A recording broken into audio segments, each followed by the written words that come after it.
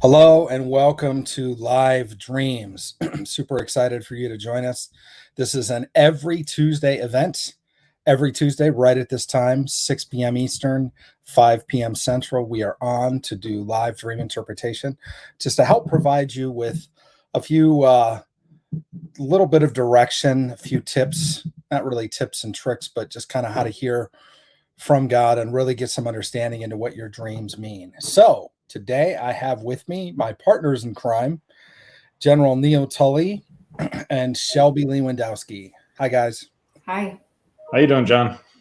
Good. Good. So both Neil and Shelby are graduates of the Spiritual Intelligence Mentorship.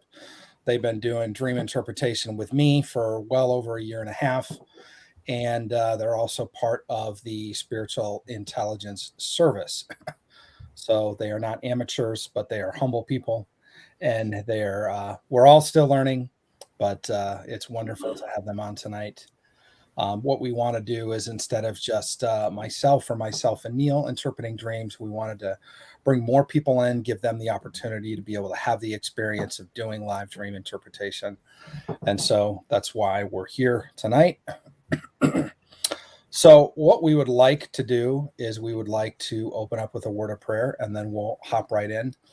Just a little bit of housekeeping. If we can keep the dreams short, you wouldn't believe how long it takes to interpret a paragraph dream to any level of, other than a flyover, to any level of detail. And so we like to look at as much of the symbols as we can. And so if you're reading a dream for a minute or 2 minutes or 3 minutes, those dreams would literally take several hours to unpack.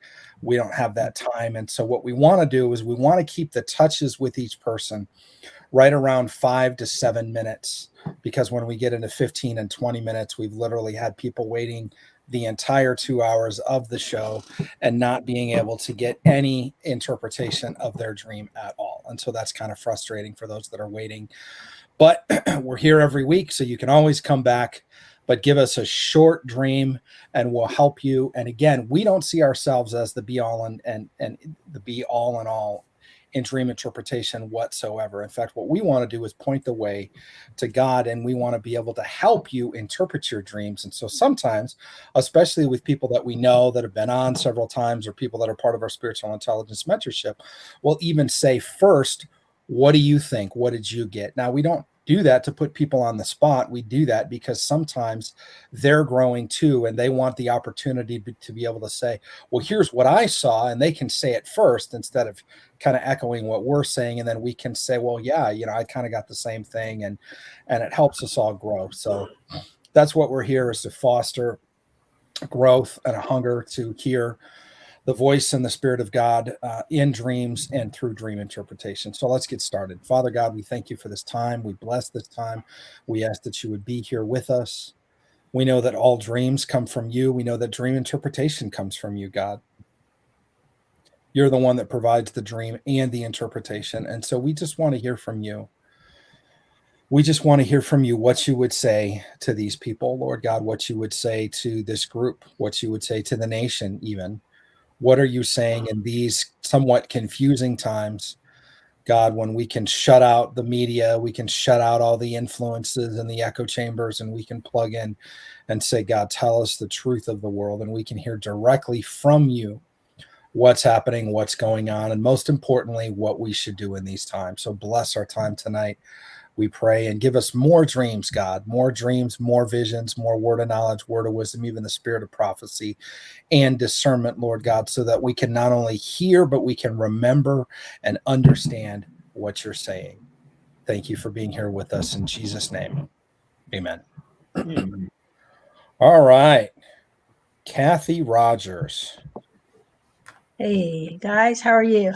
Good. How are you? I'm doing well. The dream I have tonight is actually my sister's dream. There's not an exact date on it, but I think it was about July.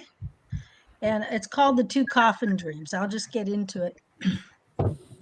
I'm looking at an open silver coffin, and there is a lady in it. I'm viewing from near the foot of the coffin and probably 5 yards away. Within a second or two, a new coffin is superimposed on the silver one, which then disappears.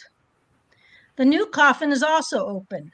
The outside is a metallic pink. Both coffins are metal.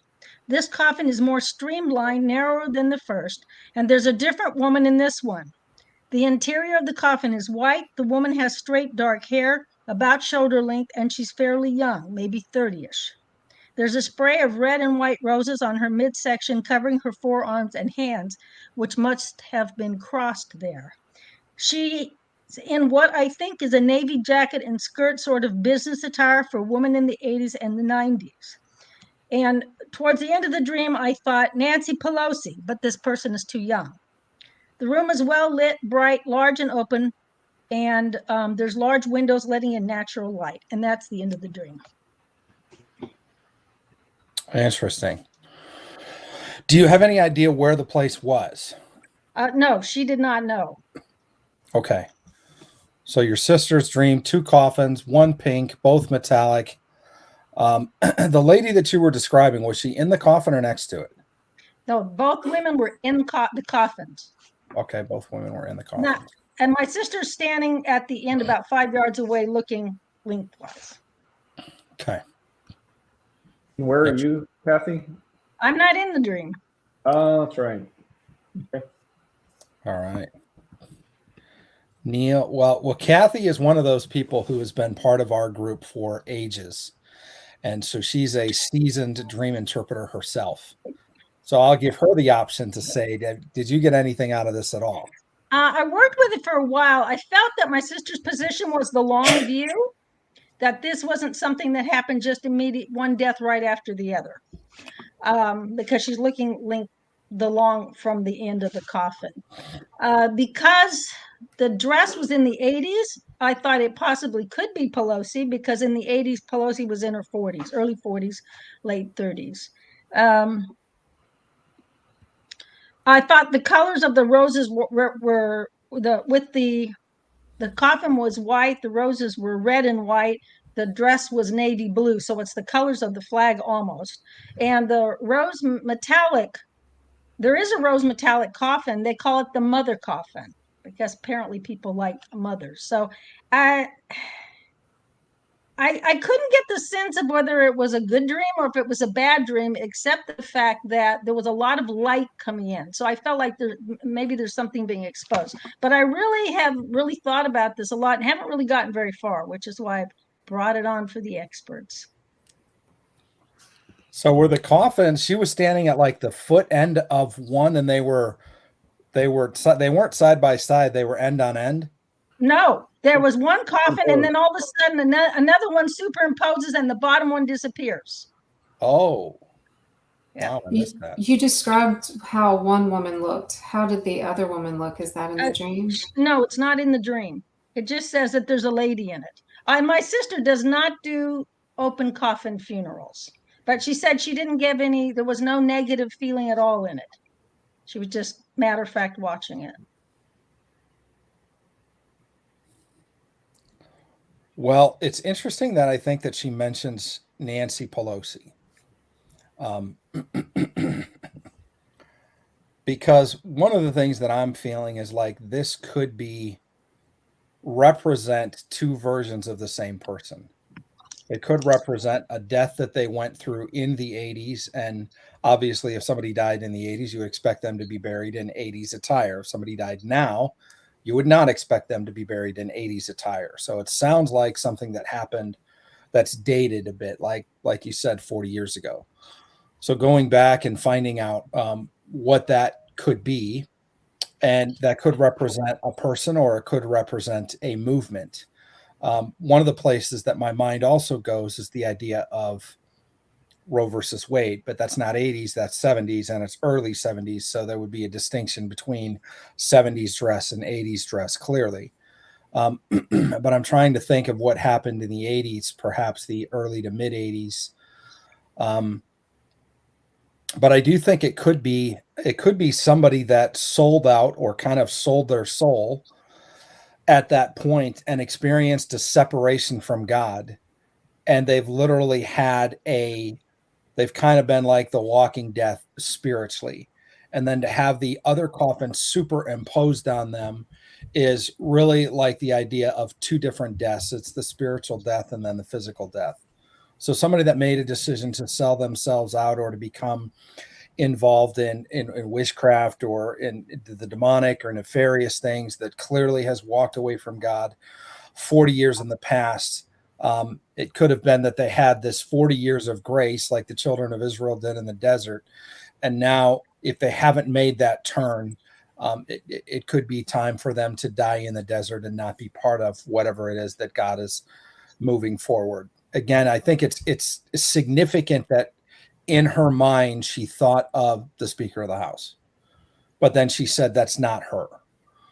So there was a connection to that level of thought. It could be a woman that's been involved in politics for the last 40 years. It's probably somebody that we would know, though in this dream, it's not readily recognizable. Okay. So Neil, Shelby, do you guys have anything? AOC went through my head. I don't know if that was thought or hearing. She was probably born in the 80s, wasn't she? Most likely. Oh, that's interesting. And I just kind of heard layers, like a layering of death.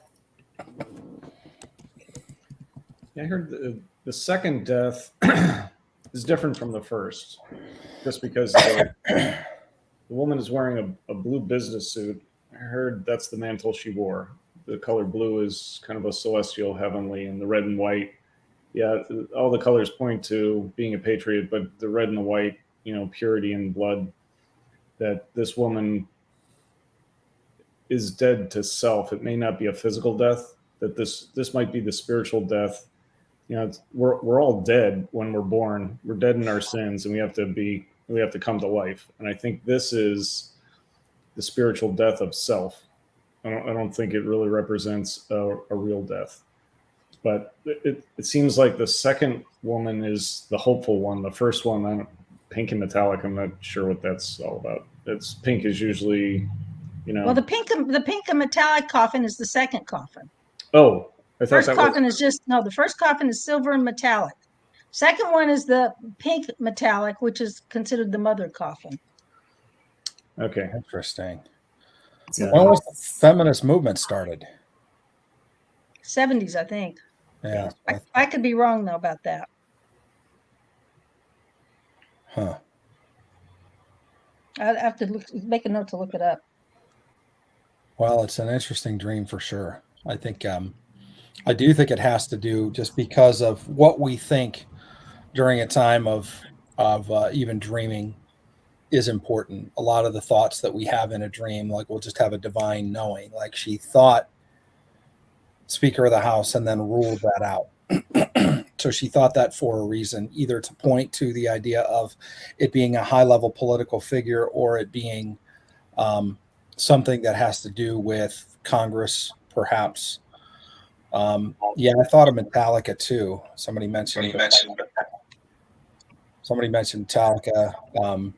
Also the idea of Pink, which are, in the music world, two well-known names. So I think that's interesting.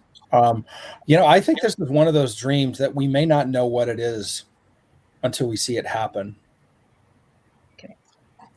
I think it's a marker. I think it's a marker about something happening in the future, probably the near future, that has to do with the death of either a person or a movement in politics, a woman or a female movement. And it's something that is either dated 40 years or is reminiscent of another death that occurred 40 years ago.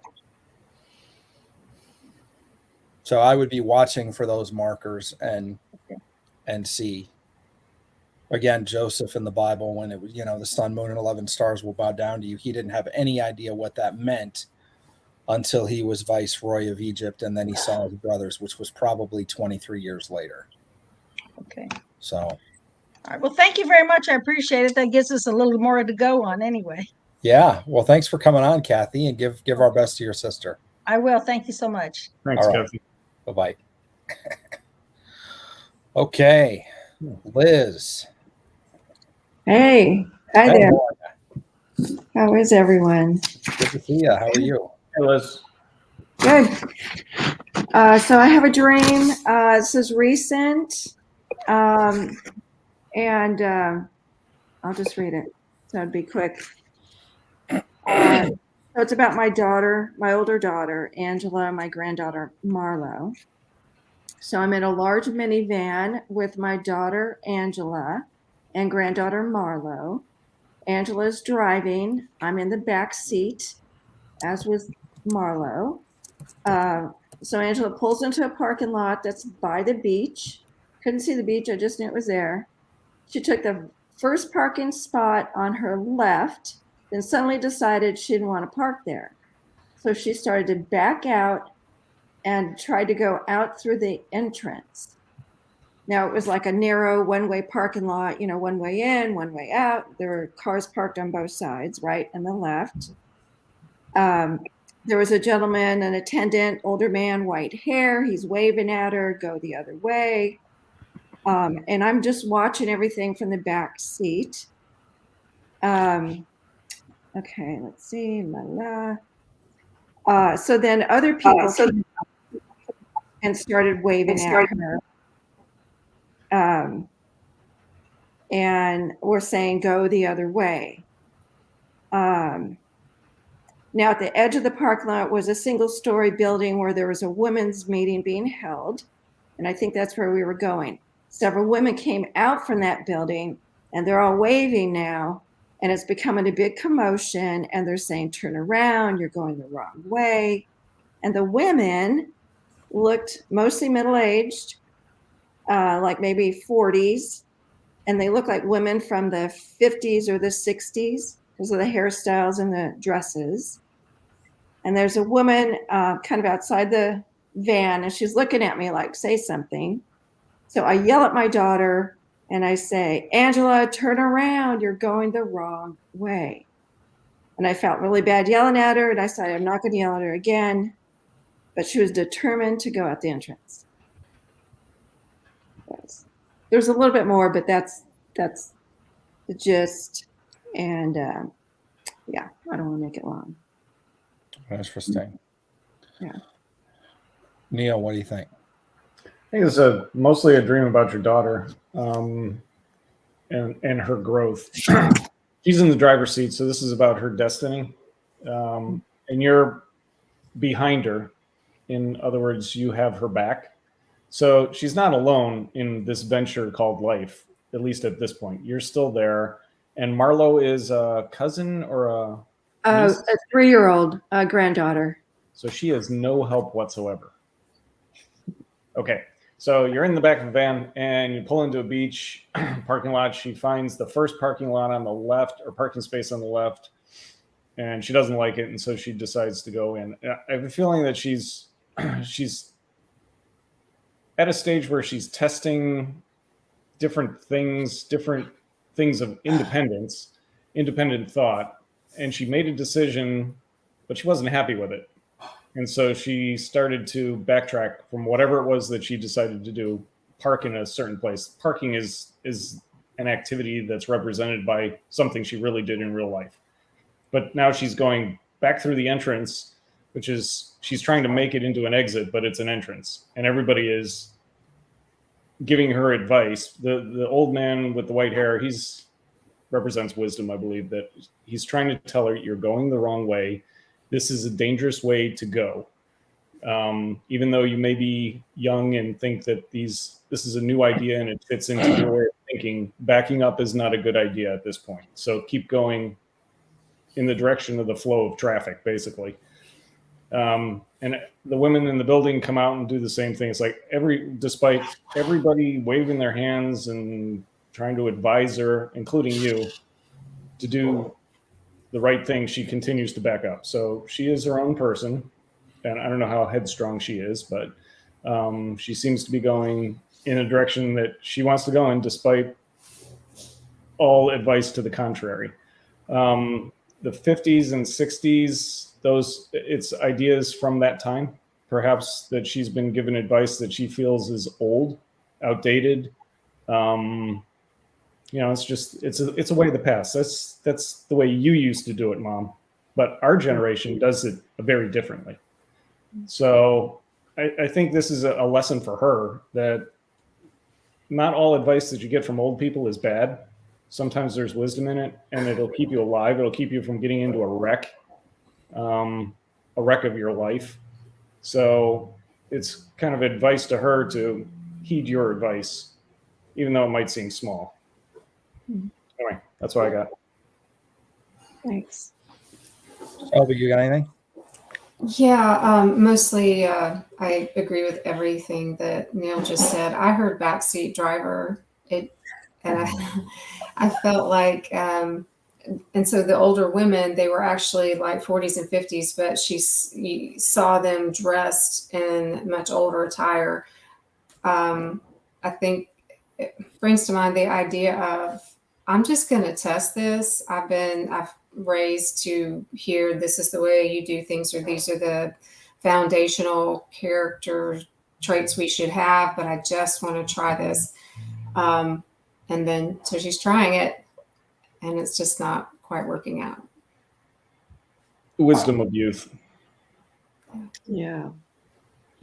So after she was told not to park there, or she was told not to park there, or she didn't like it, the spot, and so she was backing out? No, she just took the first spot on the left. She just pulled right into that right away. So nobody said don't park there. She just chose that spot and then immediately was like, no, I changed my mind, and then was trying to go out the way she came in. Well, that's good, because I don't think anybody should park on the left. But, Ideologically, probably not a good place to park. Just the people from the tribe of Benjamin. They were all Yeah. left. Side note, she is very left. Yeah. But So I that think wasn't it's be suitable for indicative her. of a change of mind and a change of heart. Yeah, maybe. Yeah. But it's kind of her decision. Like, she's got to be the one to decide, I'm not going to park here, but the wisdom of generations may also guide her if she's willing to listen. Hmm. So, yeah, really good dream. Thanks for sharing, Liz. Yeah. Thanks for helping. Thanks, Liz. Appreciate it. Bye. Take care. All right. Well, we're cruising through. Let's go with Alexa. Hi. Hey, how are you? Good. How are you guys? Good. Good. I'm nervous. This is my first time on, so I'll try to be quick.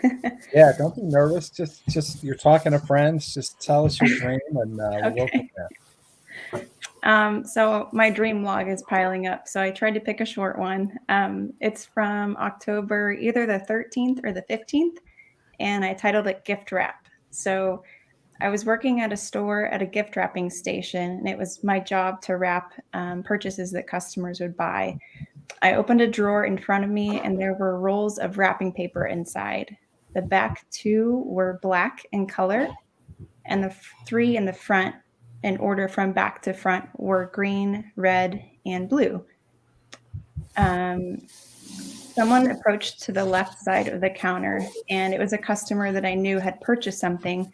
So all of a sudden, I was in the act of putting a blue gift bag together for him, and I was showing him different materials they had, like tissue paper and things. As I'm closing the bag, he introduces himself and tells me his first name, and it sounded something like Casey, but I can't remember what it was.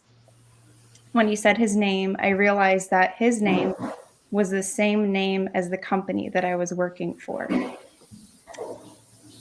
He was a very big, tall guy with blonde hair.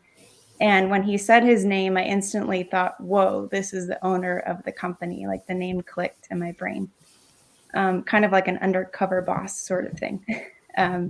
So I remember thinking, good thing I treat all my customers the same, because this was the boss and I hadn't known it.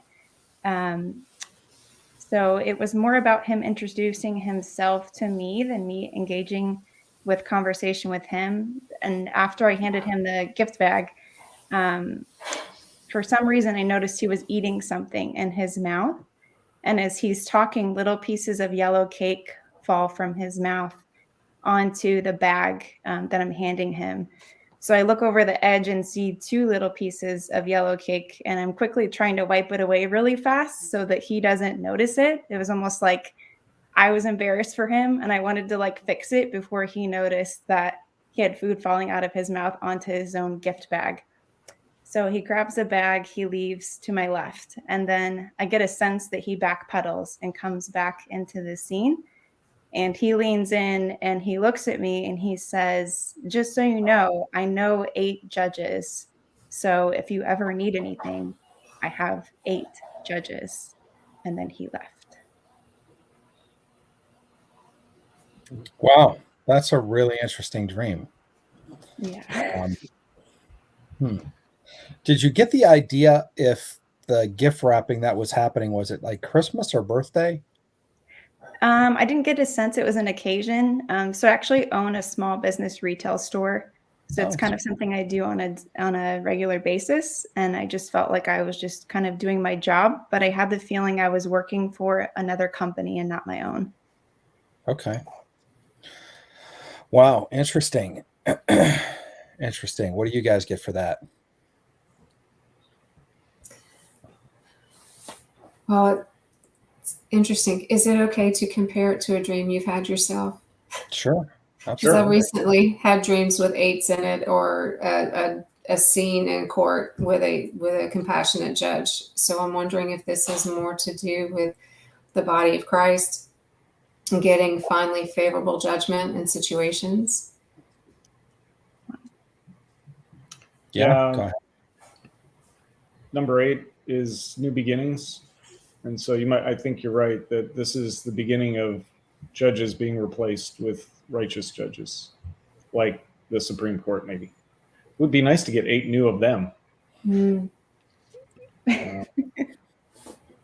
know, it's interesting because I thought too of the Supreme Court, and my first thought was, why 8? It's like, well, who are we going to keep? Mm-hmm. It's like, because I know that there's some that are considered conservative, but are probably not as like-minded. Yeah. Yeah. Somebody had a question about what was the KC, or was it JC? Was that like go ahead. And interesting. I felt like the letter C was in there somewhere, but when I woke up, I couldn't, I tried really hard to remember what it sounded like, and I couldn't remember, but it was definitely about 2 syllables, I believe. Okay.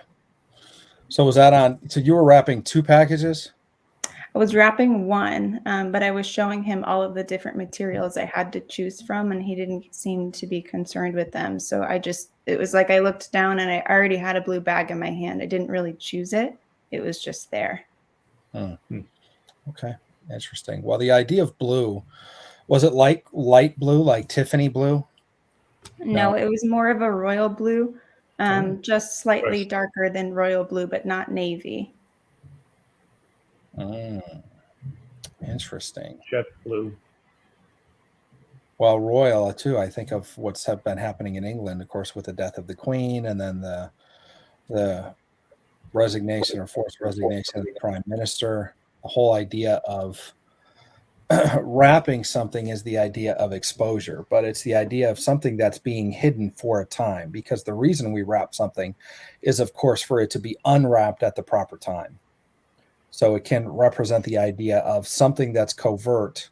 Blue, a lot of times, not always, but represents revelation. But royal blue is completely different than Tiffany blue, or navy blue. So the idea of royal blue, to me, is reminiscent of things that are happening more on a global scale, related to just certain parts of what's going on in the world right now, which I think is super interesting. I kind of got the feeling in my mind, and not to put this on your dream, but typically when stores are doing a lot of Christmas or a lot of wrapping, it's because it's Christmas time.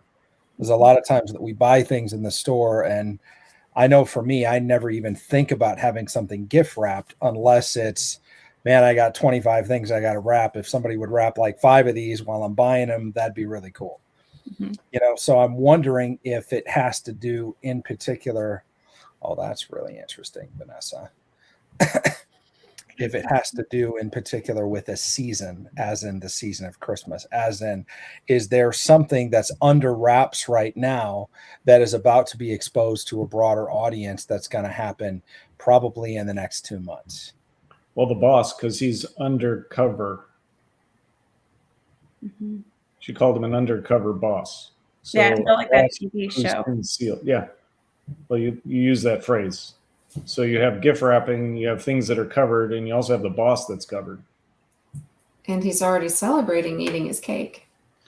Yeah. It was interesting that the drawer that you open up with the rolls of paper and it starts out at the back that it's black, then it goes green, red, blue. Hmm. Almost like as you're coming, I mean, those are kind of weird colors to wrap Christmas gifts in, at least the first one. I mean, that black is, well, it's maybe Halloween or death or, that's the sin rolls. You said there was more than one black roll back there. Isn't there 3? The 2 black rolls. 2 black rolls. Okay. They were all like this in the drawer facing. I don't know. It almost seems like a progression. It's like black and sin and death, and then green is growth. Red, you're moving towards red is the color of the earth or blood, or and blue is a celestial color. So it's like things get better as you get to the front of the drawer. Mm-hmm. That's good. Hopefully. And the bag that you eventually use is a celestial colored bag. So the gift that you're giving. And it's kind of interesting. It's kind of, this does speak to you as a person that you treat everybody the same. Whether it's the janitor or the undercover CEO boss that you're serving, you have a servant's heart in more ways than one. So, and the yellow cake, unfortunately, the boss is eating uranium, so I'd stay away from him. He's glowing. He's nefarious and he backpedals. That's why he's, the mafia says, hey, if you need any help, I got a That's judge what it getting felt you like. help. I was like, who is this guy? That's funny. Wow. I'm married to an Italian, so I can, I have a little bit in me too. All right. Well, with the idea of yellow cake being uranium and the idea of a blue wrapping, do you think this has to do with Russia, Ukraine? Ukraine. Mm. I've had 2 dreams now with cake. Well, there's the Yellow allegation. Russia has alleged that Ukraine will detonate dirty bombs in their own soil. And of course, a dirty bomb is just a piece of radioactive material linked to an explosive that the only thing it does is it spreads it all over, but it's literally impossible. Like, you can't clean that off of the outside of buildings.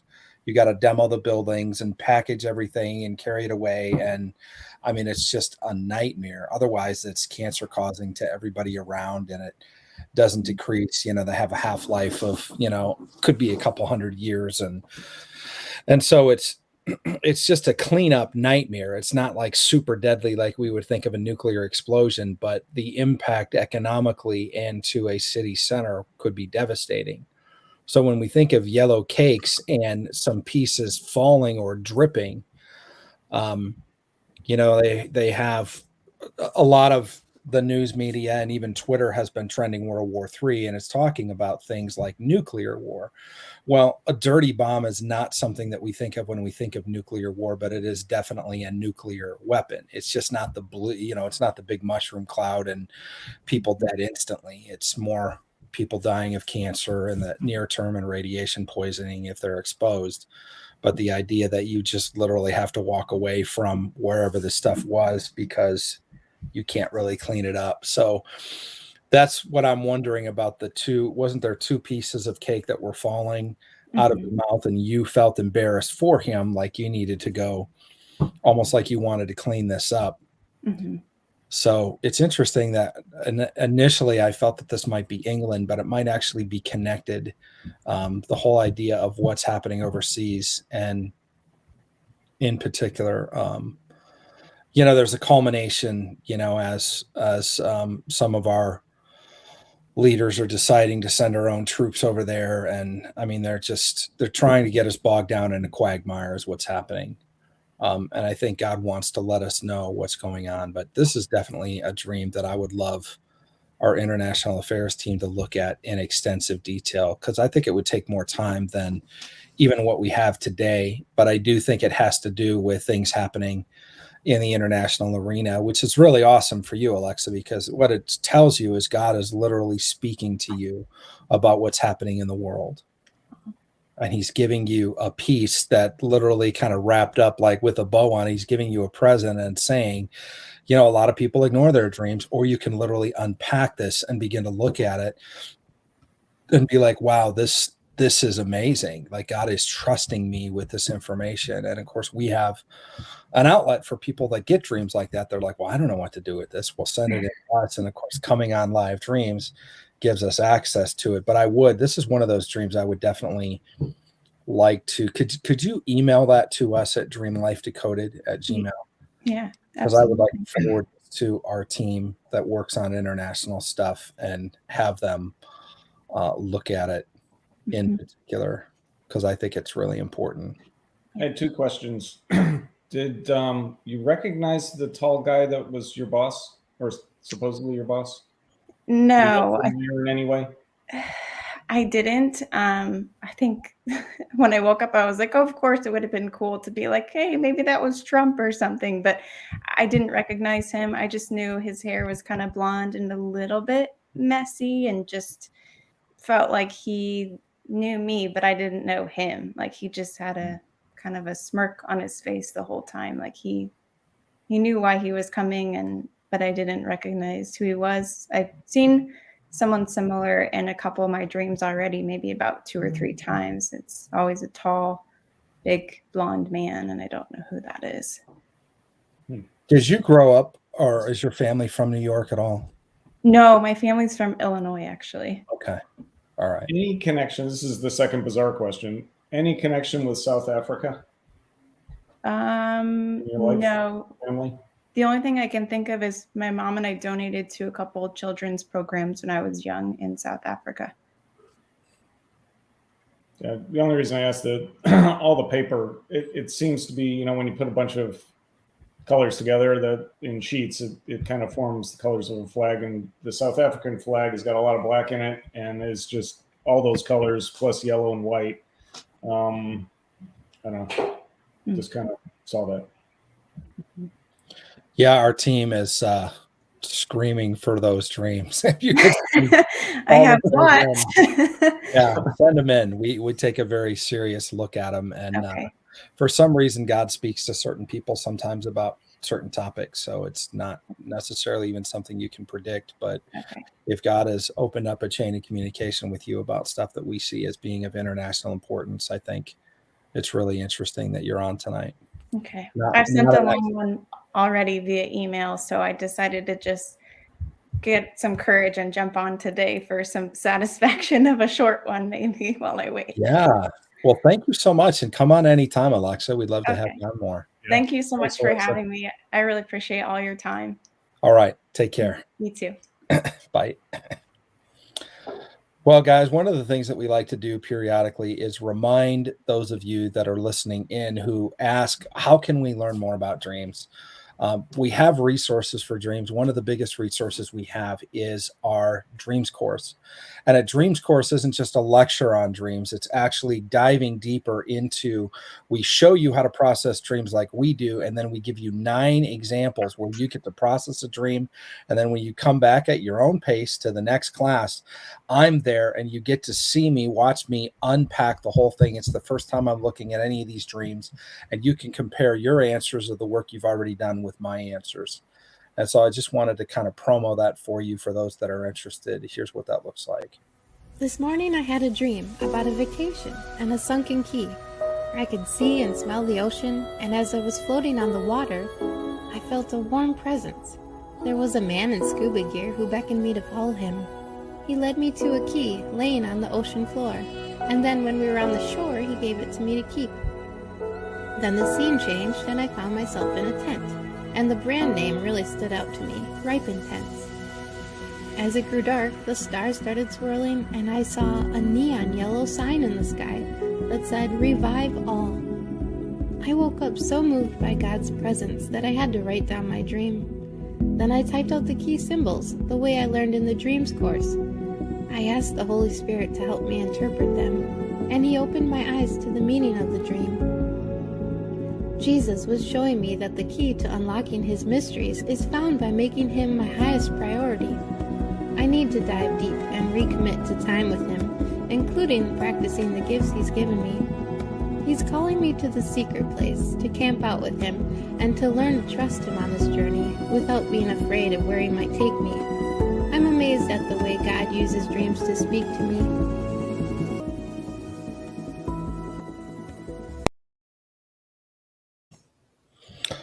Awesome. Cool. Well, let's get Nicole Delaney. Hey. Hey, how are you? Next. How are you? Good. Thanks for inviting me on. Yeah. So I have this dream. I was debating on which one to do because there's two and they seem similar, like connected, but they're 3 months apart from each other. So this one I had August 3rd. Okay. I had a dream. I'm just going to read it to you because I have it typed here. I had a dream I was with Lisa Harper and Christy McClelland. Both of them are teachers that teach kind of in the Middle Eastern cultural context of scripture. So I'm with them somewhere near the water. And I was standing on, I think, what was like a dock next to the water. Lisa was taking these massive pumpkins. I wrote massive, massive pumpkins. And she was dipping them in some swampy looking water, but they were coated in gold when they came up. Christy was getting into the water too, and they were having fun. They were asking me to get in the water as well. I said, no, I can't. I don't want to get my boots dirty. These are my good boots. But when I looked down at my feet and I looked like I was wearing worker boots. They were like construction boots. They were light tan and they were a bit worn, showing some cracks along the edges, but I was worried they would get dirty. It was really strange because they were already worn out looking. I thought that the water was muddy and that they would get dirty. So I was standing to the side and listening and watching, and I was laughing because they were telling lots of jokes. Lisa was really funny, and I was just amazed at how beautiful these pumpkins looked and how cool they looked when they came out of the water. I remember Christy was talking to both of us and saying something about her mother or grandmother used to say, a moment on the lips, forever on the hips. She was saying something about eating healthy, or like she thought healthy food would stick to your hips. I don't really understand that, but that's what I wrote down. I knew there was something involving the social justice movement. They were talking about social justice, and Christy was talking about how it's time that we stand up and we stand out differently from our peers, even those that are Christians, that we're different from those around us that are Christians, and that we need to stand up for those things that matter. I was nervous by what she was saying because I had heard from other Christians talking about the social justice movement that it was a negative thing. And I wrote that I remembered hearing about it in videos. I was a little bit afraid, and that was the end of the dream. Interesting. I like this dream for several reasons. I feel like it has what somebody already saw is a timestamp. You don't hear about pumpkins in April or December or really any time before September, usually October. But the idea of, when all the pumpkin spice boots with the fur girls come out and make their annual pilgrimage to Starbucks and all of that. But I like the idea of baptizing pumpkins in a swamp and they come up. Were they actually gold, or did they just have like gold on them? I'm not sure. I think they were coated in gold. It almost seemed like, as if you would think of gold foiling or something like that. So it was like they were becoming coated in gold. Yeah, to me, gold represents, in one case, at least in several cases, it represents the glory of God.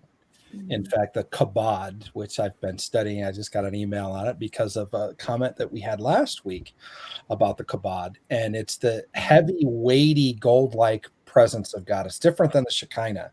This one has like a weight to it. And sometimes it's like an awe, or like I have to lay on the floor, I can't move. Sometimes gold dust, things like that. It's just like a heaviness to this type of glory. And I like the idea of I see that, the word baptism means to fully submerge. So the idea of dunking the pumpkins underwater and they come up wrapped in gold To me, it's like the idea of redeeming Halloween and redeeming the occult and witchcraft and all of that. And I don't know if it's just me, but it seems like more than ever on social media, this particular fall season, I have seen so many Christians coming out against Halloween, and you're seeing all of these videos about witches who have converted to Christianity, talking about All Hallows Eve and how important it is for the demonic and all of that. And so many Christians I know are just backing away. They're not letting their kids dress up. They're not even really doing the whole fall party thing. They're just not going to buy into the idea of that. But I also have a friend that did extensive research on revival history, and October 31st was literally a day of crossing over in revival history, which is fascinating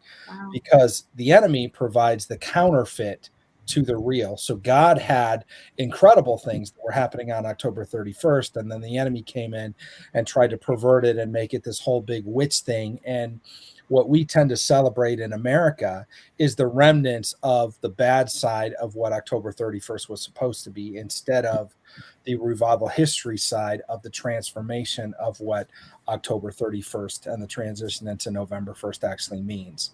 So I feel like what God wants to do is redeem that and to pour his glory out over the fall season, and in particular what we would call Halloween. But that's what I get. What do you guys get? Anything? Shelby? My sense was a little different, that it was an attempt to repackage something. They were being baptized in swampy water, but then it's covered in gold. And it's like the social justice thing you knew to be, you've been skeptical. Maybe you should remain skeptical to this, just in the sense that you would do your own research. That's the bulk of what I got. Well, that's really good too, because that's one part that I did see, Shelby, that I couldn't reconcile is you didn't want to get in the swamp. The swamp clearly to you was like, I don't want that to get, and your feet, your boots in particular, boots represent in Ephesians 6, it say your feet are shod with a preparation of the readiness of the gospel of peace. And you're like, if I get down into that swamp, it's going to wreck my boots, which means I'm not going to be able to quickly run and be a witness, have the readiness of the gospel of peace in the condition that I want it to be. So I do believe that I was kind of debating, is this like a making good, or is this like a sugar coating? Because I feel like what we've done is in America, and particularly the American church, frankly, is we've sugar coated the idea of, oh, well, it's just candy, and oh, it's just this, and oh, it's just that. And because we're in such a spiritual war in America right now, and witchcraft has been so prevalent, people are waking up to the idea that this is not a game. It's not a cute little thing. It's not something to wink at. But it is, I like Shelby's thoughts on it, because I was kind of like, are we sugarcoating this, or is this really being redeemed and baptized? But the fact that you didn't want to go in the water, I think is really telling. It was also, I should clarify too, it wasn't really like swamp. Okay. It just looked like, it reminded me, I live in Florida, so it reminded me of like a canal in Florida. It's kind of like dirty water. It's not fresh water. You're like kind of, Brackish. yeah, brackish, right? It's like kind of brownish, and you're like, I don't know if I want to get in that water. Even like when I think of the Jordan River, I've seen pictures of people getting baptized in parts of the Jordan River where it's like real brown. It reminded me kind of that too, kind of thing. When you said your friend Lisa Harper, I heard in the doc, I heard Harper's Ferry. She's actually not a friend. Like both of these people are, they're teachers in ministry. They're actually pretty well known teachers. So I don't know them personally. But. Okay. Yeah, with the swamp, going with what you said, I heard, drain the swamp, that swamp. Not the swamp of just swampy water, but the swamp. And that when you dip things into it, you think it's just going to get turned to muck. But when you pull it out, it's something very different. And I think it's the juxtaposition of what used to be gold is now turned into a swamp. But you're going to pull gold out of that place again in the future. It's not going to be a swamp in the future. I agree with John with the boots. You know, the fact that your boots are light tan with cracks, you know, they're worn. You've been walking in these boots for a while. You know, you've been in ministry or being a sharer of the gospel for a long time. The part where they said a moment on the lips, forever on the hips, I think from that point on, it's kind of a dual meaning in the rest of the dream. I think the original meaning of that is if you eat something, it goes straight to your hips. You know, it's going to be there forever. So, but it also, what I also heard was what comes out of your lips will stay a part of you. You know, it's what comes out of a person that defiles you, and mouth can't speak both good and evil out of the same mouth. You know, it's out of the same cistern. You give out of what is in the cistern comes out of your lips. And so speak truth, speak for justice. But the next part, when they're talking about the social justice movement, that's standing up for something that we know is not a great thing. But I heard stand firm, and that's why the boots of the preparation of the gospel of peace is a different standing. You're standing for righteousness, not for some social movement that's going to come and go with the wind, and it's going to be part of the swamp in a couple days anyway. So you're kind of torn between, you know, what's wrong, you want to stand for what's right, and you recognize that. So to me, this is a dream of kind of encouragement to keep doing what you're doing. You know what's right, you know what's wrong, and speak the truth and stand firm when you do it. Okay, thank you. Wow. I wasn't sure what to do with this one. Because I was getting, like she was telling me in the dream too, stand up and stand out. It's time to stand up. It's time to stand out. And I thought, when I had the dream, I thought, is there something wrong? Because I don't want to get my feet dirty. Because I kept thinking about, the thought was like, you don't want to get your hands dirty, that kind of thought, you know? And I was like, was it wrong that I didn't want my boots to get dirty? But then it was weird because my boots were already dirty. So it didn't make sense to me, you know? No, you didn't want to align yourself with that dirt. Mm-hmm. That's what I saw as. You know, you're not afraid to get dirty. It's just get dirty for the right reason. Mm-hmm. That's good. Yeah. Cool. Good dream. Thanks for sharing, Nicole. Yeah, thank you. Thank you guys Thanks, for Nicole. interpreting. Yeah, take care. Wow, that was an interesting one. Matey. Hi, guys. Hey, Hello, matey, like Katie. Say that again. I didn't hear you, Neil. Hello, matey, like Katie. Hello, matey, like Katie. Yeah. ahoy. Yeah, my brothers think that's hysterical. I was trying to find this dream. And I can't. There's too many dreams. I was trying to find a short one. But this one was particularly disturbing to me, so much so that I'm like, oh, I don't know if I want to share it. But I did. Those are fun ones. That's the one we really want to hear. Yeah. Those ones that don't mean what you think they mean. Yeah. I Out don't with know. it. I keep looking for it, but maybe it could come back to me because I don't know why I can't find it. I was really careful with it. But, Okay. We'll come back. Yeah. But I do want to tell you this, that when I was on a few weeks ago, Shalena, and I had that Texas, oh my goodness, Texas, right? So not to diss Texas, John. Now I realize that you live in Texas, but I especially hate that, especially when New Yorkers do it. And I kind of was born in New York, and I'm going back there. Anyway, she said it was a shape of Texas, and it had the rainbow flag on it. So Shalena's interpretation was, I think the promise is going to be bigger than Texas. So long story short, the Lord found me this amazing house right on the dunes. Everything about it is perfect. It has a fireplace, and it is a leap of faith, but I found another little job down there because the rent is outrageous. But I'm like, thank you, Jesus. I want to share that and that picture is right on the boardwalk. It's a palette kind of thing. It kind of was the same symbol, except for it didn't have the shape of Texas in it. Wow. Cool. Well, welcome back to New York. Not yet. Packing. But okay. Soon.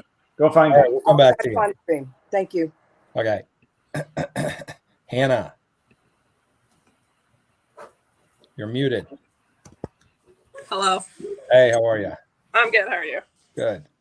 All right. So I'm going to try to do this one from memory because I don't have it written down in the book. I just have it on my phone, which I'm using.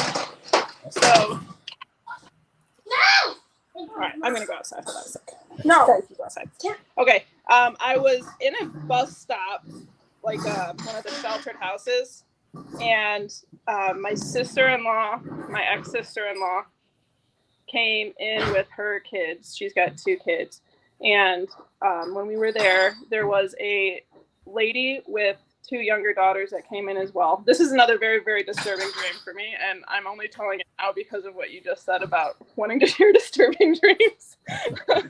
While I was there with my ex-sister-in-law, she greeted this other lady that had come in. The other lady was darker skinned and had a really low back, or like low cut, like romper type thing on.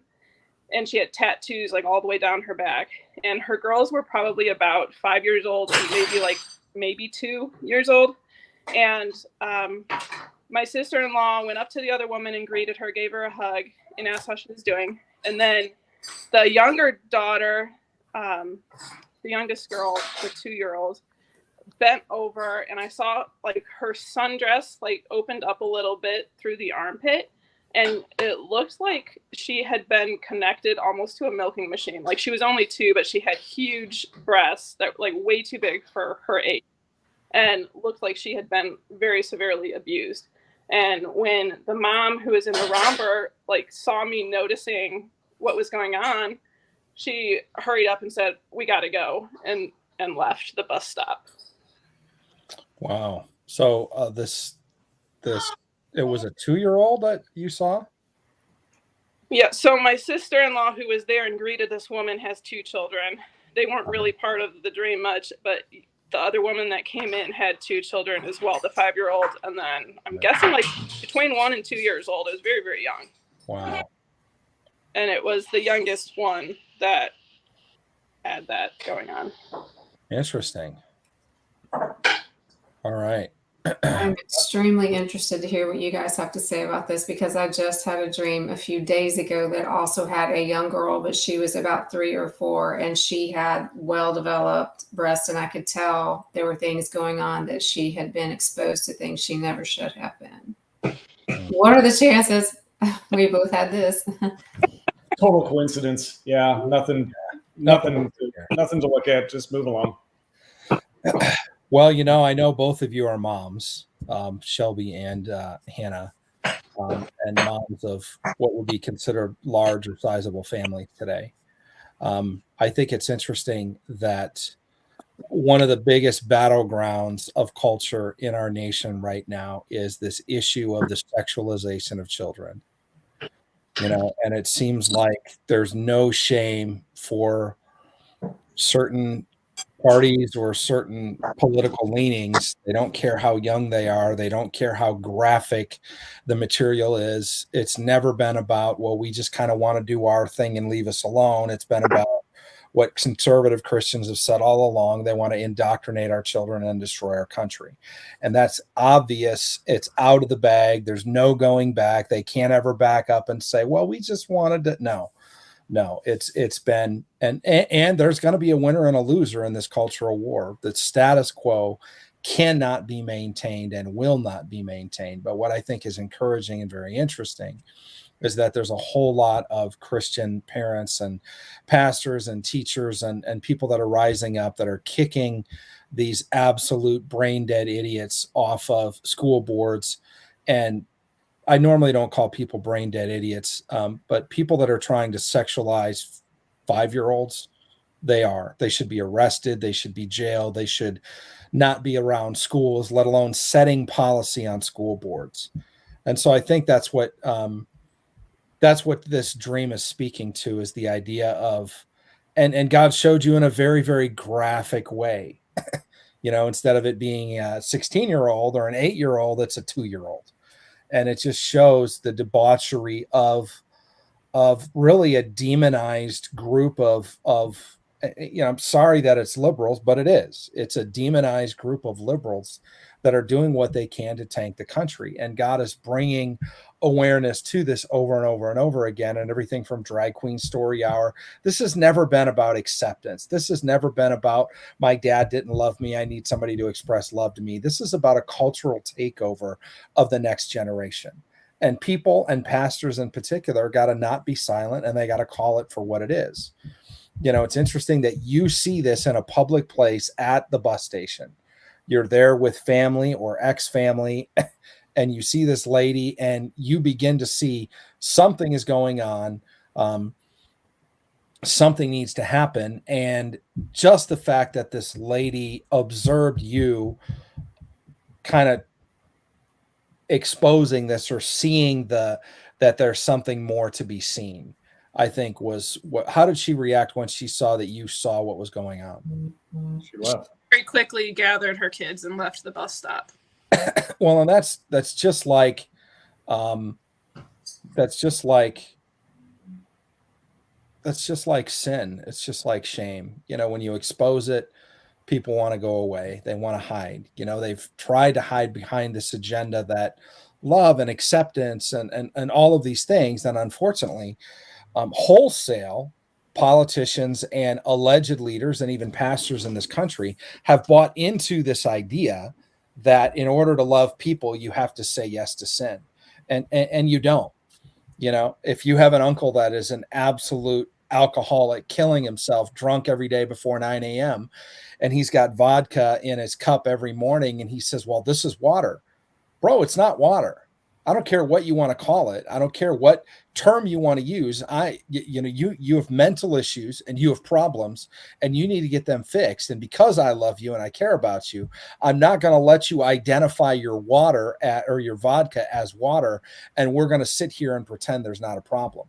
And that's what's happened is they've tried to, because of their own guilt and shame, this group of people has tried to shame the rest of the world, including companies, including the entertainment industries, and especially politicians, into the idea that you can't say anything against us or it's hate. And it's a flat out lie.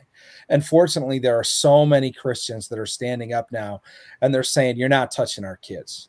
I don't care what freaking pronoun you want to use. I don't care what little game mental health issue you want to pretend is going to be okay. It's not okay when it comes to me, and it's not okay when it comes to my children. And we're not going to buy into it anymore. And we're not going to lie to you and pretend like you're okay. You need to get help. You probably need to get deliverance.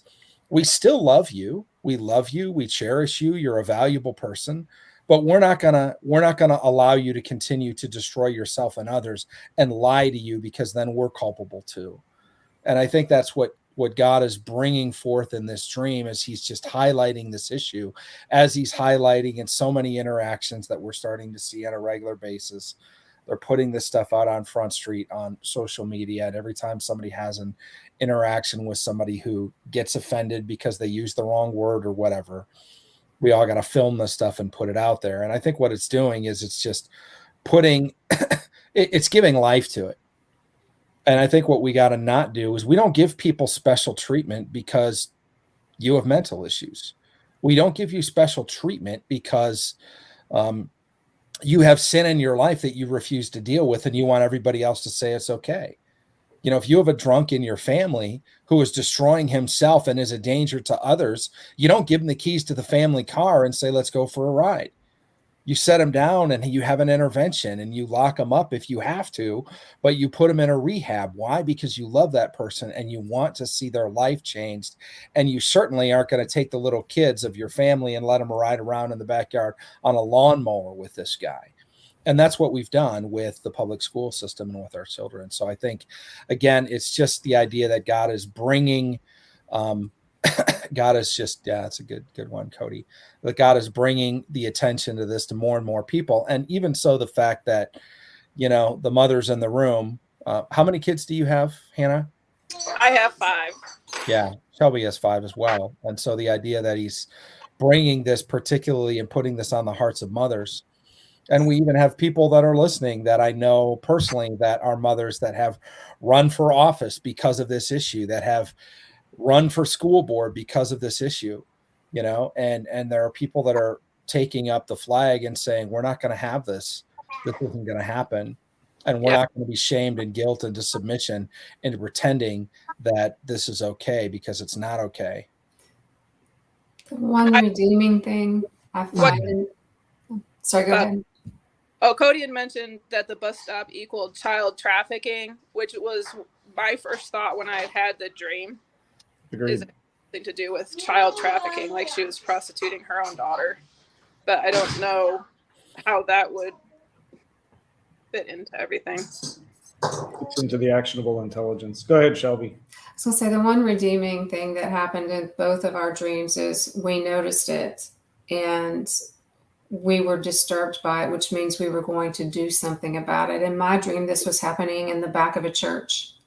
And I'm just shocked. So even maybe the backlash to this over-sexualization of children that they're trying to push, the backlash is going to be people being much more attentive and looking for signs and being willing to speak up and do something about it. Yeah, I agree with Cody on bus stop being human trafficking. That's what I was going to say before. My question for you, Hannah, is tell me about your sister-in-law. Do you trust her? What is your relationship with her? What's she like? Briefly, I mean, just a quick. She's very much a people pleaser. She loves the Lord. Shortly after me and my ex got divorced, almost 2 years ago, she moved out of the local area here, and I haven't really seen her talk to her since that happened. She kind of cut off everything with me around the same time my ex left. So I can't say that I trust her. I guess I really don't feel anything. Yeah. I kind of get that out of the dream. You know, in the dream, I felt like she knew what was going on and had chosen to hide the details or ignore it instead of face it. Yeah, there's two reasons why she would have hugged the other woman. One, because she agrees with her, or she is trying to minister to her. And it sounds like it wasn't the latter. And so you have two families that look similar. You have I assume your sister-in-law is white, has two kids. And this other lady who it's very stereotypical. It's like, okay, it's this black woman. She's all tattooed up. Obviously, she's just a nefarious player with two kids. But I think the message is that you really don't know what they look like. They're both in the same place. They're meeting in a place of human trafficking. And you have your sister-in-law who looks presentable, looks trustworthy, but you just don't know. Is she trafficking her kids also? Don't know. But the darker skinned woman definitely obviously was. And the fact that the abuse is going on, I think the message, the actionable intelligence for this is because God has revealed this to you, that you're going to have some sort of, I won't say ministry, but some sort of, you're going to play a part in human trafficking and identifying and rescuing kids from abuse. That you're going to have something to do with this. He didn't show you this just for your own education. It's because he wants you to do something. And so I have a feeling that, and like with Shelby's dreams, who would have thought that this stuff would happen in a church? It's like, they're all good people. It's like, well, maybe not. So take the blinders off and ask God to reveal to you what people's real intents are, not just the veil that they have in front of them that makes them look really good. The drunk uncle with the water in his glass. Just ask for discernment and how he wants you to enact this and whether you need to get involved in it some way. Yeah, that's good. Awesome, Hannah. Thanks for coming on and sharing that with us. That was a brave dream to share. Yeah, Take care. Wow. Interesting. All right, quiet listener. Yeah, I had a question. Sure. Does your dreams have to be a recent dream? No. Little history. I have had brain injury, so my memory is very much messed up. But I had two dreams. The first dream, I woke up, went back to sleep, and I had the second dream. And this was when I was pretty much a child, like back when I was like 10 or younger. I can't remember. I was very young. And in the first dream, I'm going up a 2-lane highway. On the right, I'm on the right side in a car with somebody. I'm very small. There's a cliff dropping off, and I can see the top of the pine trees, but not the bottom of the cliff. On the other side, the left side lane, there's a cliff going up. We had to cross. We were going up the right side. We had to cross the left side and go up a steep incline way up to the top of the cliff on the opposite side, and it plateaued. At the top of there was a house to the right of where people parked, and the backyard was like a U-shaped forest, and the backyard was clear lawn with 2 sawhorses and a rowboat over the top of it. And I was really tiny, and I woke up. It was dark, and it was thunderstorm. And the hallway to the back door, it was like an L. It went one way to the back door, and then it L'd and went to the front of the house where the living room and area was. But I was too small to reach the light switches, and I'm trying to reach the light switches, and I couldn't. So I went out the back door because the door was open. It had an old wood screen door, and it squeaked when I went out. Thunder and lightning, and I was crying and crying and crying for my mommy. I sat on the step, and I was crying, and I was looking at the forest and this upside down rowboat on the sawhorses, and then that dream abruptly ended, and I woke up. It took me a minute to get over that dream. I went back to sleep, and I was in a forest of absolutely no trees but one kind of tree, and it was the trees that have the white bark that kind of peels and curls. It was solely those kind of trees, and it had a log cabin type building off to the left, and it had a pond through these trees off to the right.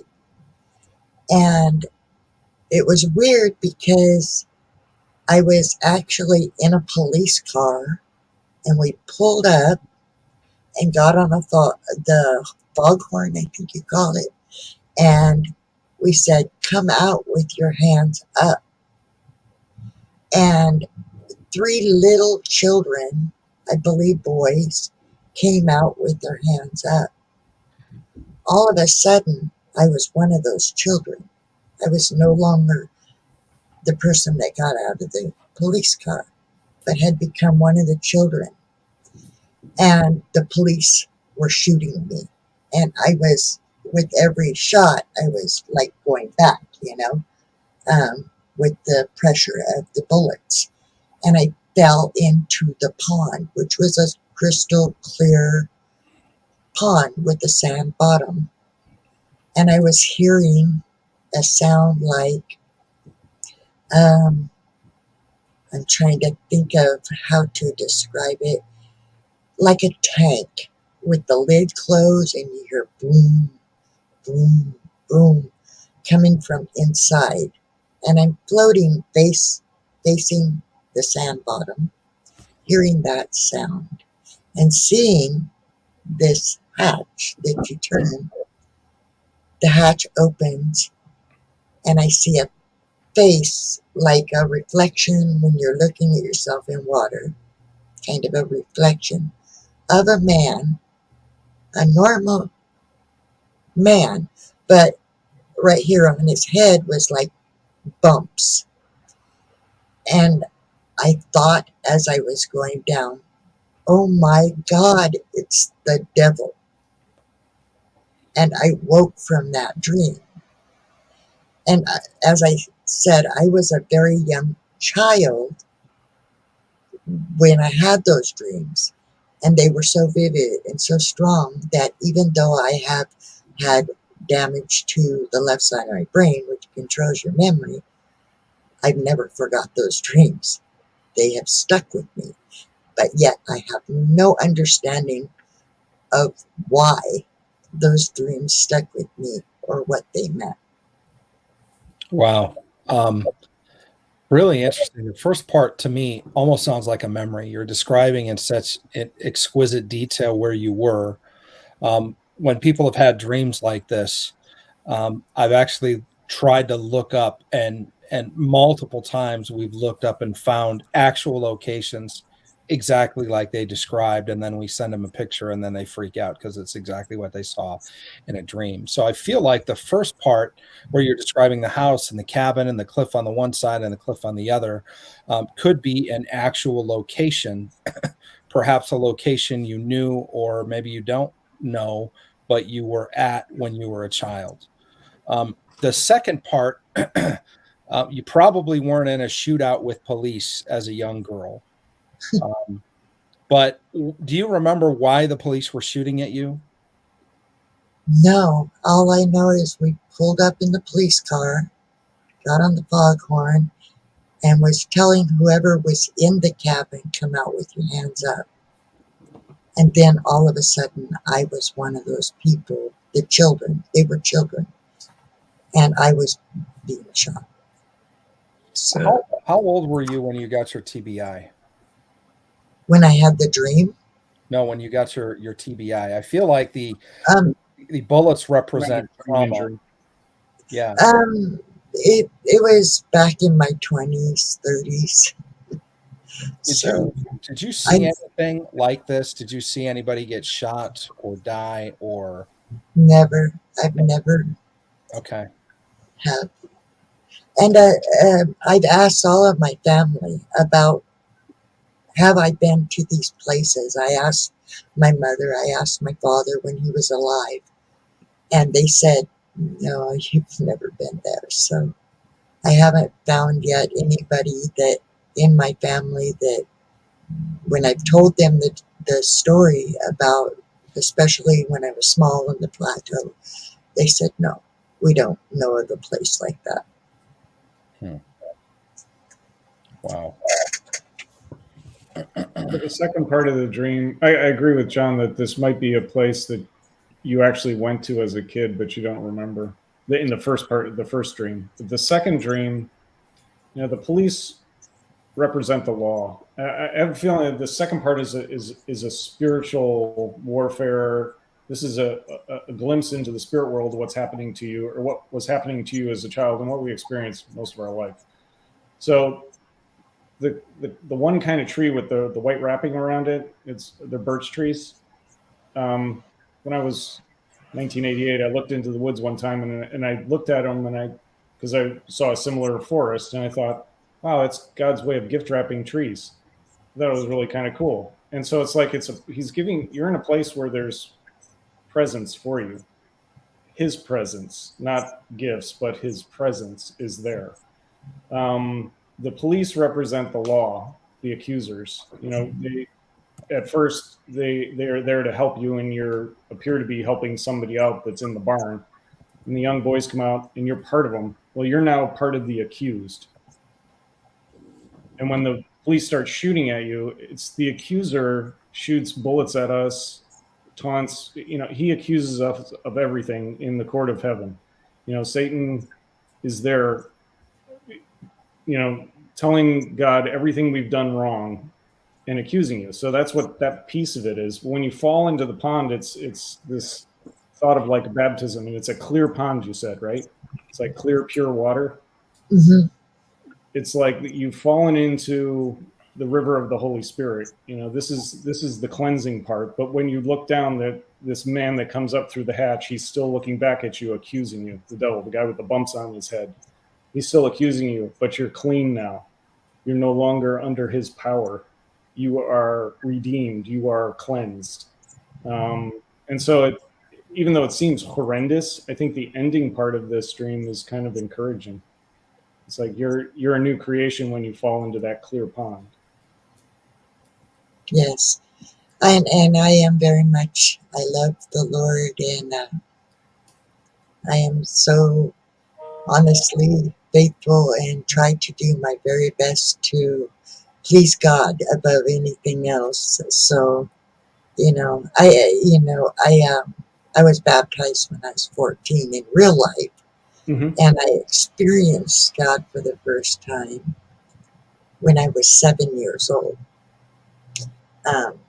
In service, we were sitting in the church, and I just began to weep, and I didn't have a clue why, but it wasn't. It wasn't a sad weep. It was like an extreme happiness, and I just couldn't stop crying. Um, and so, you know, all I can say is I very much am in love with Jesus and God. So, that above all is who I try to please at this point in my life. Mm. But yeah, I didn't have a clue what these dreams mean, and it must have some significance because was able to remember them when I can't remember anything hardly else in life. So thank you for helping me figure that out. Have you ever had any studies done on like heavy metals like copper or toxicity in your blood or anything like that? I have been tested, and I am allergic to metals. Like, I can't take vitamins because of the zinc and iron in vitamins. Hmm. So I am very much allergic to metals. Yeah. I feel like part of this is God sometimes gives us dreams that we call like do not open until Christmas letters. And in your case, it's fascinating that he would give you a dream before the TBI that you would remember so vividly when everything after the TBI is almost like being underwater or being in a tank or hearing the muffled sounds. It's like things are distant and muffled and harder to discern. But the man with the bumps on his heads that, feels like Satan or demonic. But the very, very graphic detail of the wonderful place that you describe, which a couple people have talked about, Big Sur, Big Sur, and I've been to Big Sur, and there are parts of it that are very much like you describe. Um, cliff on one side, other cliff going up on the other, beautiful houses, cabins, things like that. I feel like there's a place that God has given you, which is like a place of comfort and a place to go. And it's this place in this dream that can be like a place for you to, that he's like allowed this to be cemented in your mind. And to me, what it reminds me of is the verse where Jesus said, in my Father's house, there are many rooms. If it were not so, I would have told you, I am going to prepare a place for you. What's really interesting is the juxtaposition between the beginning part of the dream and the second part of the dream. Because when you pull up there in a police car, now there's battle. You being in the police car represents the idea of you bringing justice. But now suddenly you're on the other side and your justice is being used against you and you're being shot, which I think represents being traumatized, which I don't know what happened in your TBI and we don't have to get into it. But I do think, typically those happen because of trauma. And I think there was a trauma that occurred that then kind of dulled the senses, in particular the memory function of your brain, which felt like being underwater. It felt like being in a tank. It felt like the dull muffled rumbling and the sound, and not able to describe as clearly as you could in the beginning the beautiful scenery that was around you. And I feel like what God is letting you know is that he knew that that was going to happen, and that what happened to you was not justice. It was justice that was used against you. And God wants you to know that that's not the end of your story.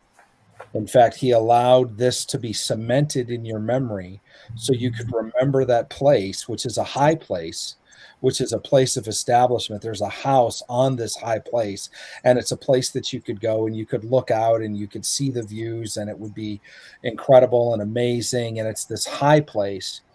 And that place even may be right now in your dreams. If you don't have the memories of experiences, or you're missing years of your life or things that have happened, God can begin to restore both your memory, and I even believe the neuroplasticity of the neurons in your brain. He can begin to restore through giving you dreams. They found that they can heal things like PTSD through neuroplasticity of doing creative things like painting. Dreaming is a creative function, but it's a creative function that's not necessarily driven by you. It's driven by the Holy Spirit. And so what I would say is, know that there's been an attack against you, but know that you're being rescued and that God wants to heal you, and he's coming to heal you, and he's prepared a place for you, a high place where you can see more and even better. And a lot of times what happens is when people get affected in one area of their life, like people that are deaf, they can see things and they can feel things at a level that most of us can't. Or people that are blind, they can hear things like 3 counties over. Like they're just so hypersensitive, is their body's way of adjusting. And I'm wondering if God is not telling you that the place that he's prepared for you is a high place, and a high place represents a prophetic place. And I believe it could be even in your dream life, that he's going to begin to, your mind isn't necessarily cluttered by all of the garbage that we hold on to with good memories, bad memories, grudges, things that people said, marketing, all of this stuff. For you, that's been muted to some extent. But everything that's happening now, and I would very strongly recommend you write down and you record your dreams the second you wake up, because I believe God wants to speak to you in this place, and that represents the high place, where you were in the dream. That's the funny thing. I don't hardly ever dream now. I haven't for a very long time.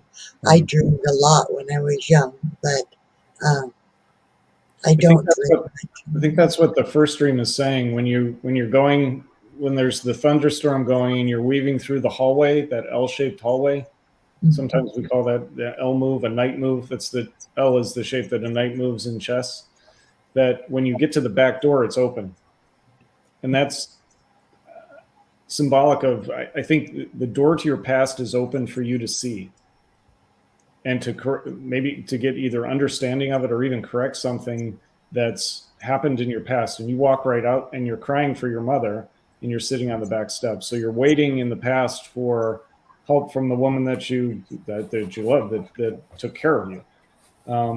But I think that the open back door is God's invitation. Like John said, it's God's invitation for you to seeing what's going on in your past.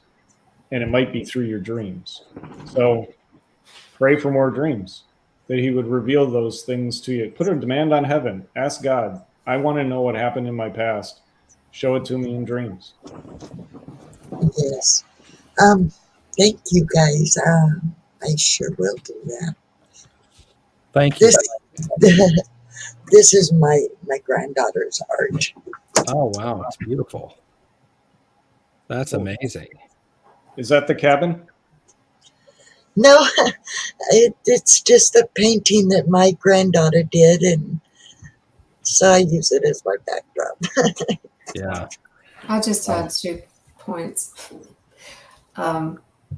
It's just another way of stating probably what you guys have already said, but I felt like the being shot by police can also represent being hurt by those who are supposed to protect you. Maybe there's a feeling that you aren't protected with some things that happened in your life. But part of the key would be going back to the very first thing that you opened up with, and you're in a car, you're not driving, and that sounds like a rough journey with the cliffs and the road and all that, but you don't have to drive. You're being carried through that. Yeah. Yeah, and in that first dream, I must have only been probably around 3 or 4, because like I said, I couldn't reach the light switches. I was very tiny in the dream, and it was very dark, and the storm, and nobody was coming out of any of the rooms or anything Yeah. to see why I was crying. I heard you were, as a child, you thought as a child, reasons as a child, and you weren't able to shed any light on the issues that you were dealing with. The light of the gospel, the light of God wasn't. You weren't able to bring that into your life, and you're in the middle of this storm, and it must have been frustrating that you didn't have access to the ability to turn the light on, as in read the comfort of scripture or whatever, comfort of his angels. You just couldn't activate that light. You are the light of the world. So go shine. Yeah, that is awesome. You guys are awesome at what you do, and thank you for allowing me to come up and share that dream with you guys. Yeah, anytime. Thanks for being on with us. We appreciate it. God bless. Bless you. Wow. That's a really interesting dream. A dream of significance for sure. Yeah, it felt like it had a lot more weight than what we were able to dig out of it. And it just felt like there's a whole lot more there. Yeah, I think there is. I think it's a marker for her life for sure. For sure. Sevilla, Hi, how are you? I'm doing really good. How are you guys? Good. Good. All right, I have it's not a terribly long dream, but in the dream, my sisters and I have I have 5 sisters, and we're all very close, and so that's real life. So in the dream, we're walking along, and we're in a city, but the city is set up like a mall, and you know how you look out over the railing and you can see all the different levels and stuff, but in the beginning of it, we're all in this very large bathroom, and we're all in there just talking and laughing. And then we're going to go shopping, and my daughter and my niece go one way, and we go the other way, and we're supposed to meet back up. And the next thing I remember is we were the next level up, and we were supposed to go down and meet the girls again at the same place in the bathroom, which is all of this is so weird that it's all in the bathroom. But anyway, and they said, "Oh, we see them coming," and I said, "I don't see them." So we just stood there, and then we were using a single bathroom up, the next level up, and we were again talking and laughing. We were all very happy, and then suddenly I'm alone, and I'm up in a house, and I'm working, and I work all night, and I get hungry, so I go down, I travel a little ways down to get food, and I just get a junior bacon, like just the bare minimum, go back up, and I want to go up into where I was working, but suddenly I'm on all these ladders, and I'm climbing ladder after ladder, and I get to the top, and I look down, and all I can see is sky below me and nothing else. Like it's just one ladder that's leaning on another ladder that's leaning on another ladder. But at the top, the last rung of the ladder is broken, and my dad is fixing it, and he has a toolbox there. He's fixing it. But I have to get up there somehow into the house. And in real life, I'm always scared of the transition between the ladder and whatever surface, whether it's a roof or whatever I'm going on. I'm always scared of that transition part. And in the dream, I was scared also. And so I tried to go back down, and then the rungs became very far apart. And the next thing I know, I'm down in a van with my dad and my sisters and a bunch of kids. And their dad and my sister Sarah are in the front seat, and they're talking quietly to each other about they feel bad that I was up there all night by myself, and they want to get me something to eat, but everybody can only afford something really cheap. And so they were just going to go to, like, remember when Wendy's had like the dollar menu? They were going to just get something there, and they were trying to make me feel better somehow, like they didn't know how to really restore. And I woke up feeling really disappointed that I didn't scale the ladder, like take that last rung and transition into the house. And the reason I want this dream done is I don't want to be like, I don't want to miss something out of fear, but I'm not sure what I'm fearing. I mean, I know it's transition, but like what transition? I don't know. Anyway, go. Go. Go. The only thing you have to fear is Fear itself. This interpretation. Oh, no. Oh. What do you think, General? Yeah, I was going to pass it on to Shelby first. All right, Shelby, this is No your pressure. No, just that my internet was clipping out during whatever the big deal was that she was describing. So, So I'd you're like in a mall, and then in a bathroom, and then ladders. What happened between the mall, the bathroom, and the ladders?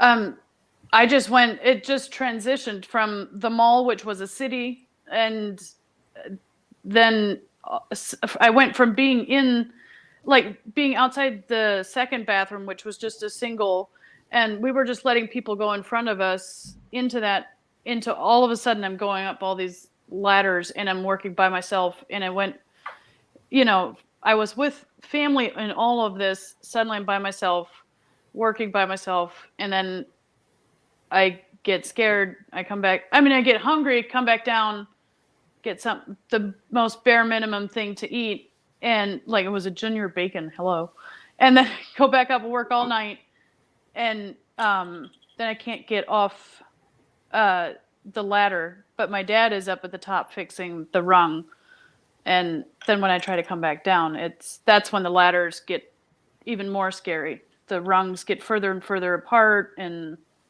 then it ends up in a van with my dad and sisters and kids. So the group in the bathroom, is that family or friends? Family. Okay. Yeah, I heard Jacob's ladder also. So I'll take a stab at it. Your sisters are with you in the city mall. That's got different levels. It's almost like different levels of growth. Bathrooms are often places of contemplation, purging, or cleansing. There's a fourth one that got revealed recently, that it's also the throne room. So you're actually visiting the throne room of God. But in this case, I think this is a place of collaboration almost. The five of you, six of you are in there just yucking it up and talking to each other. Mm-hmm. So it's a place where, in a house, I think it would be the kitchen, but I think in malls, in other places, it's the bathroom where you congregate. So you split up when you come out of the bathroom the first time. Your daughter and niece go one way, so it's a generational split there. The younger generation goes in one direction. You guys go up one level, right? Yeah. Okay, so at some point you realize that you have lost your children and you need to go down and meet up with them again at the bathroom, right? Mm-hmm. So the congregation place and meeting point is the bathroom again. So it's like this single point of meeting and importance for y'all. But you don't see them. Your sisters see them, but you don't. Right, and we never do go back down to get them or So to you meet never up with them. Oh, so you never, at this point, you don't link up. It's not till you get in the van that you link up. In the van, they're all there then. Right, but in the mall, you're not. Right. So at that point, you're one level up in a single bathroom, and you're alone. You find yourself working all night alone. Mm-hmm.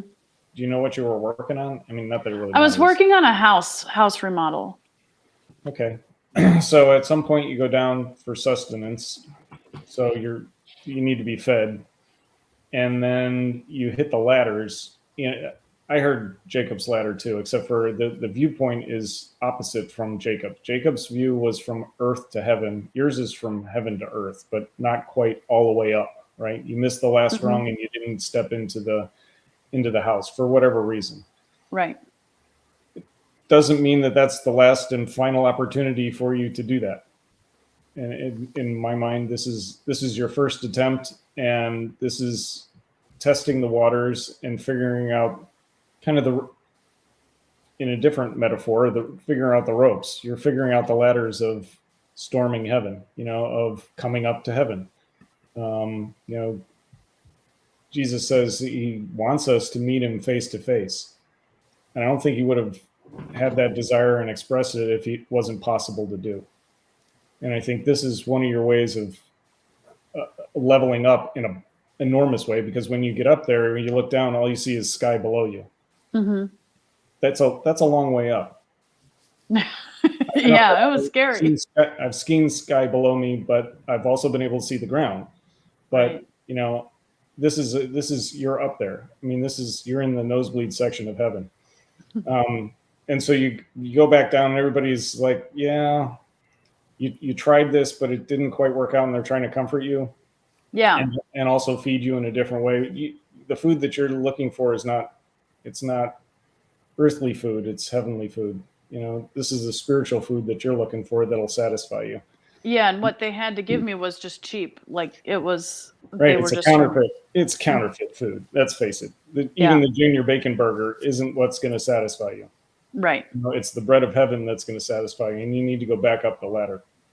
And I agree with them trying to not help you not feel bad. Just keep going. It's not over.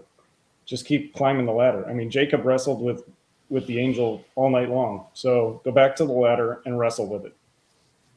Okay. Just be careful your hip doesn't get thrown out. I can do that. Several people have mentioned the idea of like fear of missing out or regret. And I hear your ladder will be greater than your FOMO or your former. It's kind of a play on words on scripture. That's pretty corny. Your ladder, in other words, keep climbing, will be greater than the FOMO, the fear of missing out.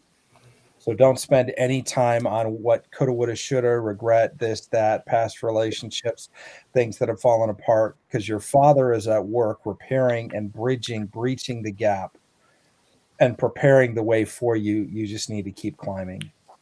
Go higher, go deeper, go more into him, and continue along the path that he's already shown you, is what I believe that the dream means in a nutshell. Okay.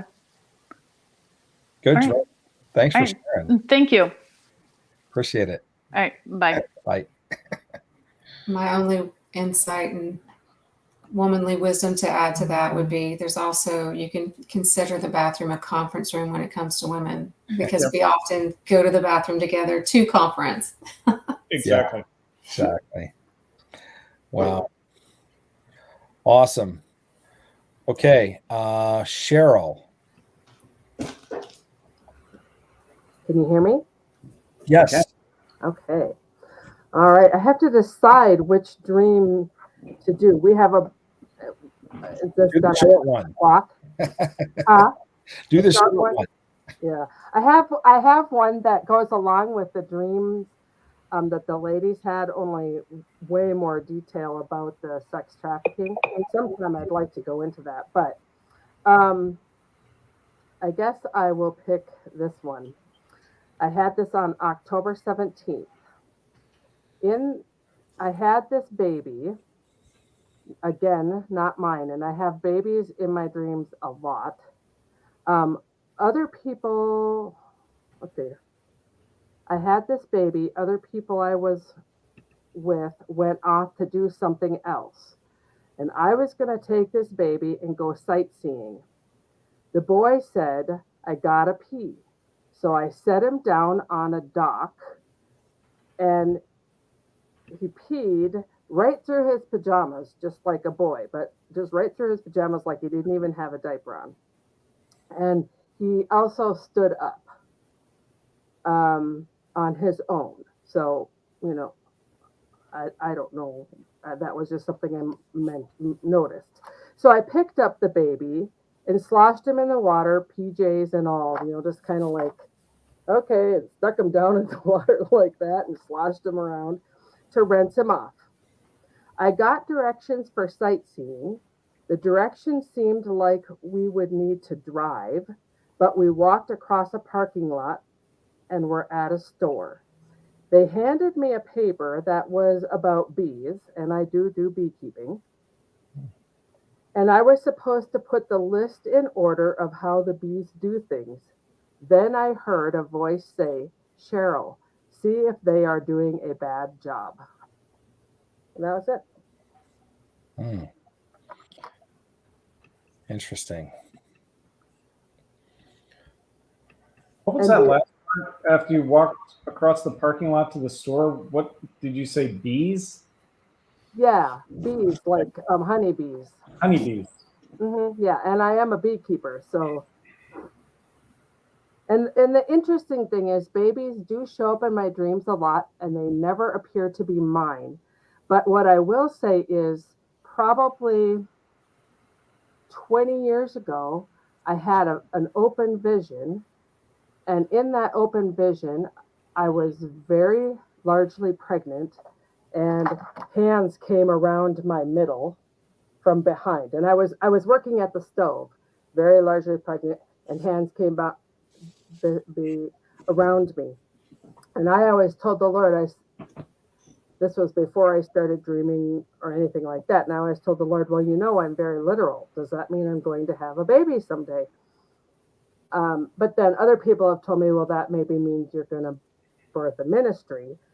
And then I just keep having, this is at least the third dream I've had where there's been baby boys in it. So.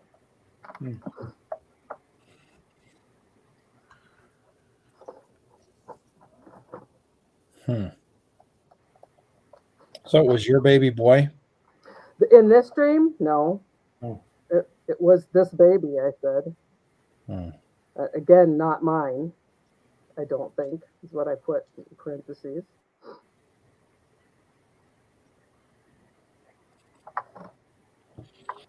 Well, I like how when you found out that he had wet himself, how you put him in the water and just shook him around. I thought that was a pretty interesting way to deal with what was going on down there.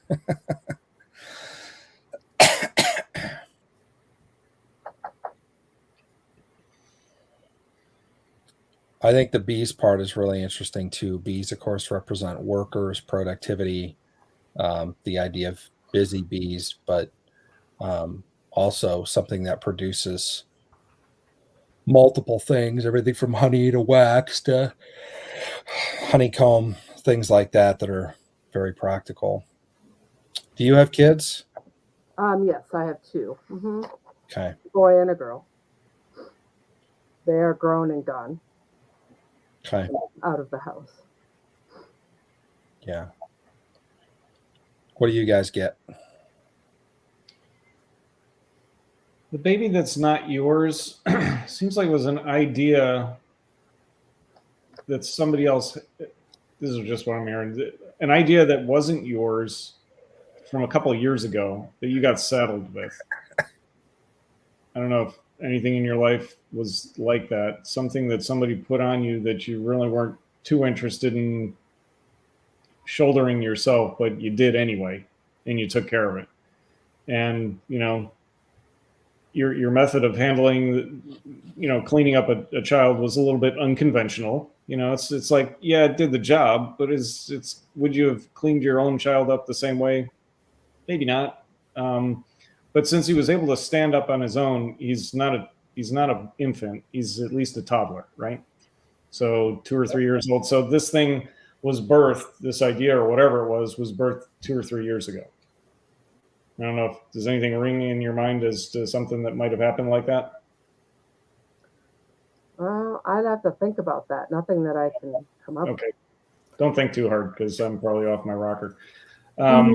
So you're going sightseeing, you're going to look for things. You're in search of something, and if nothing else, to be entertained and to just see God's creation. And the directions that you give say that you're going to have to drive, but you don't drive. You end up walking to a place that's familiar to you, a place that sells bees. Is it sells bees? I don't even think it just says we walked across the parking lot and we're at the store, and they handed me a paper that was about bees. And I was supposed to put the list in order of how the bees do things. And then I heard, Cheryl, see if they are doing a bad job.